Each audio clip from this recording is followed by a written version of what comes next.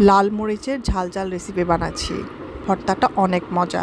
Hello everyone, আসসালামু আলাইকুম। সবাই কেমন আছেন? আলহামদুলিল্লাহ, আমরা সবাই ভালো আছি। একটা স্টিলের মগে প্রথমেই আমি রসুন কুচি, পেঁয়াজ কুচি, লবণ আর একটু পরিমাণ মতো পানি দিয়ে নিচ্ছি রসুনটাকে ব্লাইন্ডার করে নেওয়ার জন্য। রসুনটা আমি ভালো করে মিহি করে ব্লাইন্ডার করে নিব। এরপর আমি এটার মধ্যে দিয়ে দিব ব্লাইন্ডার করে রাখা মরিচের গুঁড়াগুলো। এটা পাটায় বেটে নিলে অনেক ভালো হতো, কিন্তু আমি পাটায় বাটতে পারিনি দেখে ব্লাইন্ডার করে নিয়েছি। তারপর একটা প্যানের মধ্যে আমি সরিষার তেল দিয়ে দিব।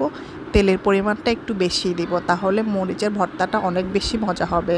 এরপর আমি মরিচটাকে ভালো করে তেলের মধ্যে ভেজে নিব। এরপর আমি একটু ধনিয়া পাতা কুচি দিয়ে দিব, দিয়ে আমি মরিচটাকে নামিয়ে নিব। এই মরিচটা খেতে অসাধারণ মজা। এই মরিচটা আমার আম্মুর হাতে খুবই মজা হয়।